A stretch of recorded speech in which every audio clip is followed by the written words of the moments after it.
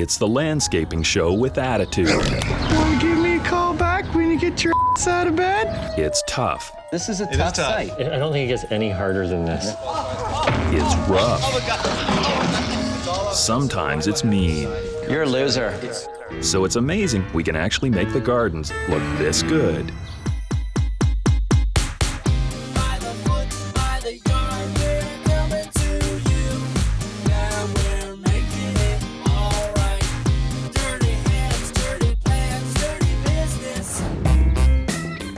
The appeal of a lawn bowling green in the morning is irresistible.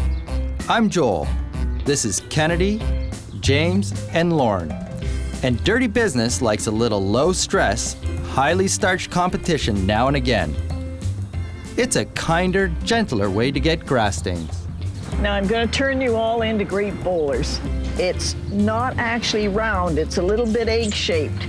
It will always roll in toward the jack. What's a jack? That's a jack. Oh, that's a jack. To be a lawn bowler, you should be a team player. I'm about to take both of them out. Oh, that's way too hard. I'd like to introduce you to James Free Money Dale. Remember the word smooth. Smooth. We're hopeless. People may not think it's very demanding, but it can be. Oh my gosh. It's harder than it looks. Well, part of it at least. Yes, Fred. This place reminds me of our next client's front yard. It may be as flat as this, but holds none of the charm. It's not a big project, but it's a great end of the season project so we can wrap things up. I mean, we might get stung and we might have a week of work that we have to finish next spring. So why even bother starting just weeks before the first snowfall? We'll let Jennifer tell it. It's kind of like a parking lot or an airport landing strip. We did a massive renovation and it's a holdover from what was here before. We've been desperate to make it look a lot better. The client's taking this project on now, I think because they've aced it inside, the interior is beautiful, and now it's time for the landscape. We were kind of looking to ride the knife edge between modern and traditional, if that's possible. They're also looking for a defined walkway, so it has some character. They're looking still to accommodate parking for a car and a half, and soften it with plant material. We're hoping to get the yard done before the snow falls because we want to start the spring fresh. The only problem is the client won't be able to appreciate their plant material because it's going in end of the year.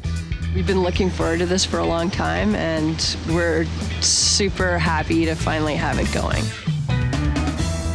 And who better to get it rolling than Lorne, our chief designer. The things that are the most important, of course, even though it seems like a minor thing, are locating the sidewalk so I know the distances from the house to the sidewalk, for square footages of material that we require and the type of plant material we can put in. Right now it's all parking. We want to soften up the entrance to their house, give them a little bit more curb appeal, but still allow for a couple cars to park there, but have a nice entry. We have a great picture of Jennifer's house. It's at the moment of a nuclear explosion. Well, wonderful. Printer's doing a great job. Basically, it's all lockstone. Room for 3 cars now, right? 3 cars. Right. And they're saying they're willing to go down to 1.5. Oh, how do they drive the half car? It's just this half, it's cut right in half, and they balance it. The only thing that's going to do anything for this front is some vertical element. Even the pattern of the paving in the parking space is going to be important because that's going to add architectural element to it. And it is a heritage area, so it's a beautiful Victorian neighborhood. Yeah. One thing everybody should know is that they want a defined walkway. Well, wait a second. There's quite a bit of room here. It's quite a wide lot, so I think there's lots of opportunity here to have a garden as well. Yeah. And a walkway. Just don't let the car pull up in front of the stairs. I hate when driveways, your car is pulled up and the stairs are in front of your car. That's a great point. It drives me crazy. This is a long walkway, and this is their kitchen table, and it's open all the way to the back. So when they're walking down the hallway, the view right out the front door, and it's got a glass front door, it goes right to the sidewalk, basically, in the street. So it'd be nice to have some sort of vista. So the cars can still park here. Yeah. So with some room to plant in here, which is great. And then definitely to get something going along across the front here. Yeah. But you know what? I gotta give these guys 100% credit for taking away some of this hardscape. Good job. We love it. will Jennifer? Hi, Jen. How are you? Hi, Joel. Nice to see you. Good to see you. A bit of a rainy day. Yes. How are perfect things? day. It's always great when you can come into people's homes and see their exterior and see how the flow is. There's this beautiful axis and flow with the house, and so we're trying to pick up on that and sort of stop your eye from just going right to park cars and asphalt and put in some plant material. Okay, that's great.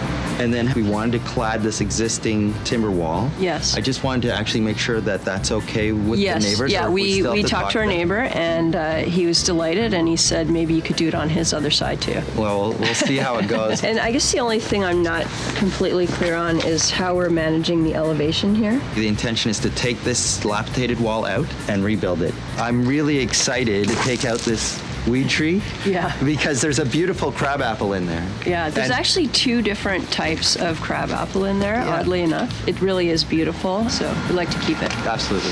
Along with the weed tree, we're shedding the tired interlock pavers. They're off to be recycled.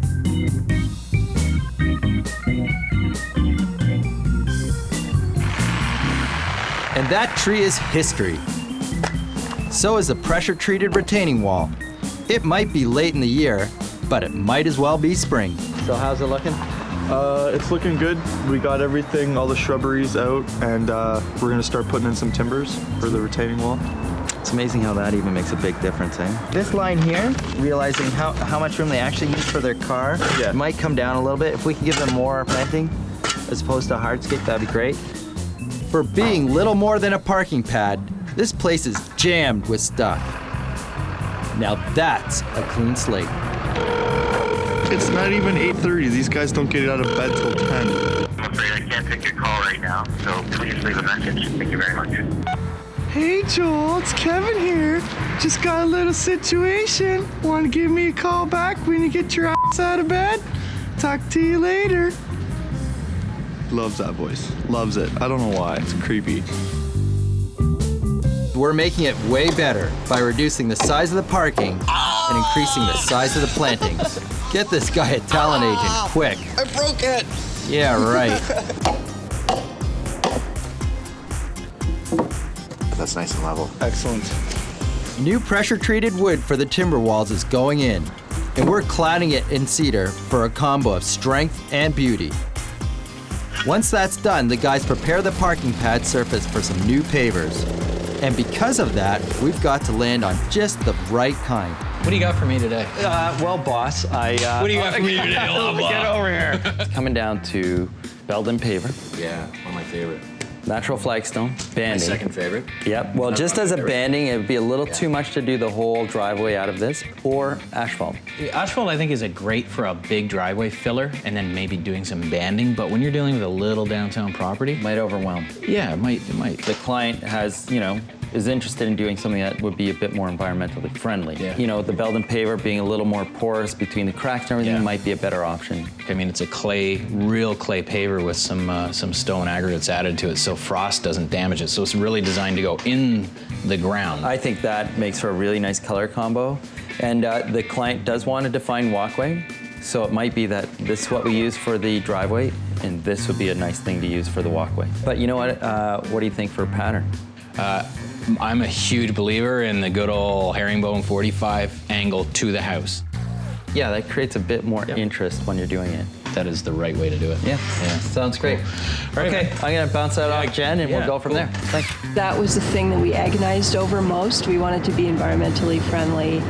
We wanted it to fit in. We wanted it to be practical. And so we landed with the brick that we think is the perfect choice. It works really well with the house, and we just like the fact that it's a bit different from what you usually see. As winter creeps closer and closer, the flagstone arrives. And to the client, they look a lot bigger in person than on paper. She's having second thoughts about the size of the driveway. Hey, Joel, it's Kevin here. Yikes, I guess I should check my messages more often. You get your ass out of bed? Turns out that 1.5 parking spots are a bit impractical.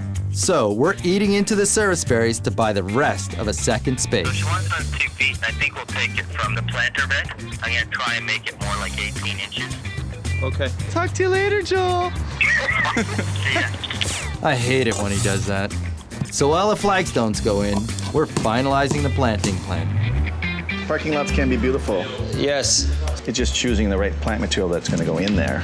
Could be a nice sort of Acer Janella, like a flame maple, but in a standard form, or, you know, serviceberry or something along those lines. I think something that doesn't get massive. Right. When cars are parking, when people are walking, it's not going to poke them in the eye, so it has to have something that's high and bushy. So Yeah, and it's has a bit of a formal feel. So I think it might be nice to look at like some nice clipped yew on the back planting bed, and on the front planting bed, some nice clipped boxwood, so it has a nice tiered You're a effect. genius. Did you know that? And then maybe some grasses or something to loosen it up. in the center. Yes. And I guess another challenge will be to have some foundation planting. That's often the toughest plant to choose, I find. You know what would be good to add in here is lavender and beech. She likes lavender. Does she? Actually, yeah. Did we mention echinacea? Echinacea, I think we should try and go after the white. Everybody uses the purple. I really like the white echinacea. Yeah, so do I. It's kind of creamy. Isn't it kind of creamy? Beautiful. But And actually, the beech could even continue a little bit on the other side just to balance it out a little as well. On this side, let's just try to screen that off, I think. Yeah, I'd like to work with the existing crabapple. Maybe we could plunk in a couple more. That might be a good idea. We'll go with that. All right, can we go to the nursery now? Let's go take a look again. Okay. Who are we kidding? Nursery? Not a good idea with this kind of weather. In fact, it's even stopped the project in its tracks.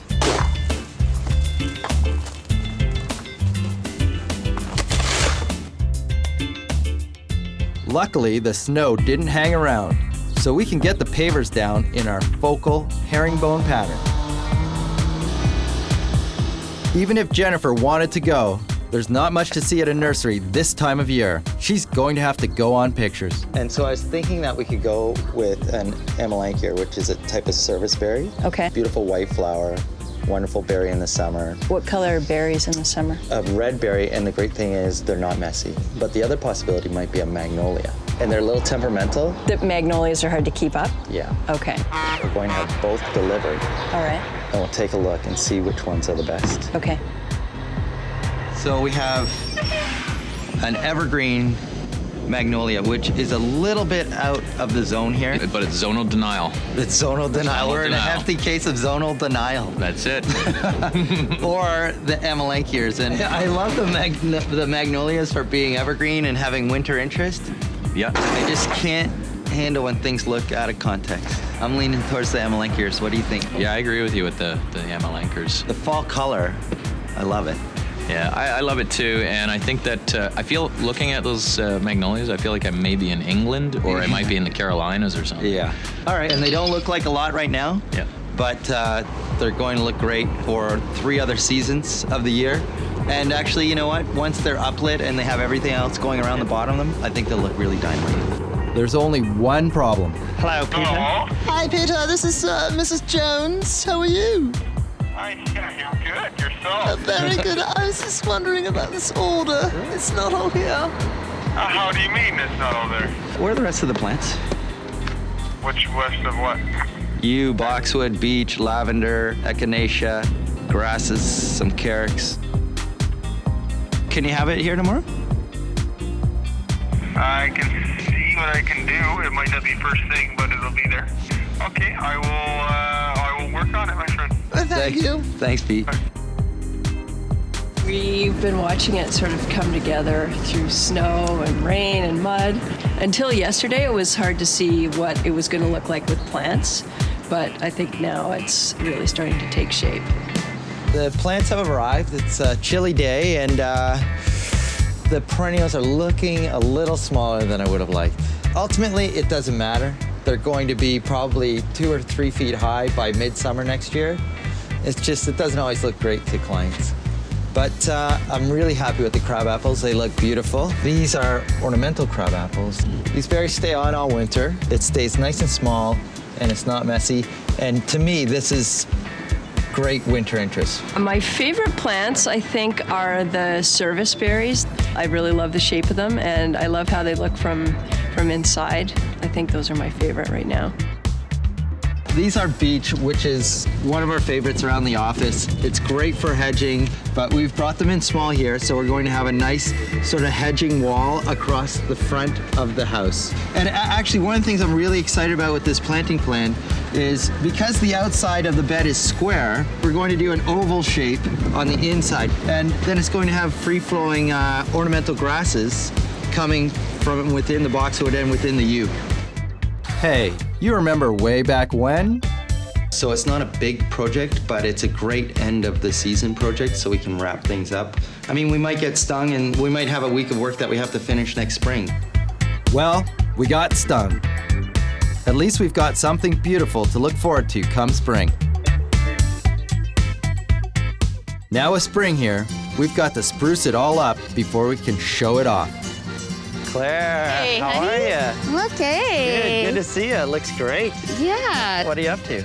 Even a low-maintenance garden requires a little bit of something, right? That's it. All our clients ask for no maintenance. Now I say, can't do no maintenance, but we can keep it low maintenance. So That's true. Yeah. One of the great things, a cultivator. Yep. If you did it like every week, lightly cultivate it, keeps the weeds like way down because you're killing them when they're a few centimeters high. Well, yeah, the roots can't get Yeah. established, I guess. So Yeah, it that's makes- right. You're getting them when they're seedlings, Yeah. right? And then, throwing, really good, top quality soil on top in the spring, it really darkens up the soil, really, really gives it great nutrition.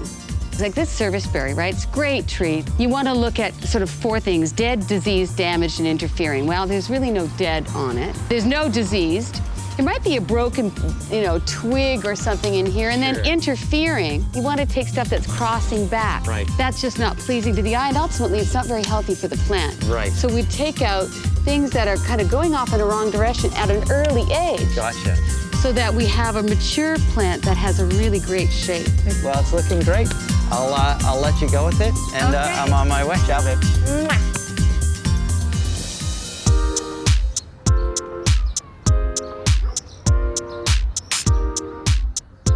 Excellent. Oh, Beautiful beautiful job, job, Joel. Beautiful herringbone. Yeah. Love it. This was a tough site, man.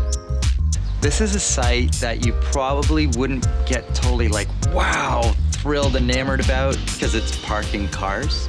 And then get as creative as possible to still include definition to a walkway and make it feel lush and green and beautiful with plant material.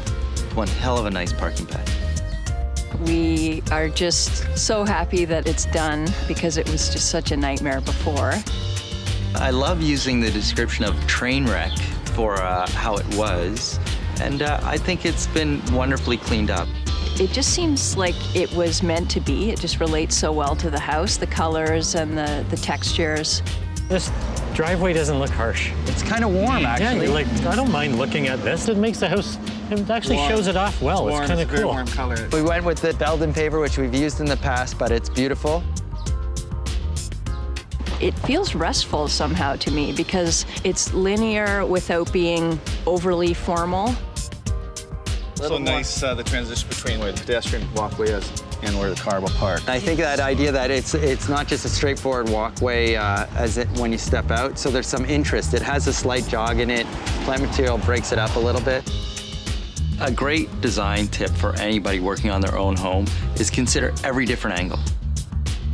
There's 360 degrees that have to be considered. And here, I realized on leaving their house, their focal out their door from the inside of the house is hugely important. So hence, 2 beautiful standard serviceberries went in to soften your eye and stop your eye on something beautiful. In the springtime, they flowered and you can see them from inside the house when we're eating. So that's really nice. We tried to work with the existing crabapple and put in 3 more, so that should really help soften it and make it for a beautiful flower in the springtime. So with the planting plan, all plants have an important role. What we like to do is to work with the larger plants and work your way down. So from trees to shrubs to perennials.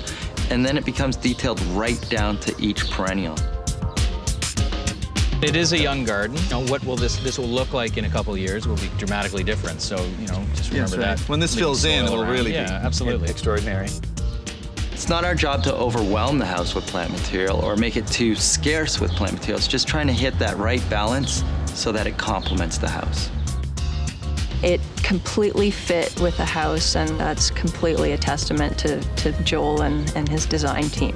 It's a very distinct type of neighborhood. There's a lot of sort of older brick homes. It's downtown. So I feel like the garden really reflects that. The Belden paver helps to tie that in. And then it's complemented with plant material. Even though it's a parking pad, it will have a lushness when it grows in, and it's already well on its way. Excellent. All right, see you. I'm in for an ale myself.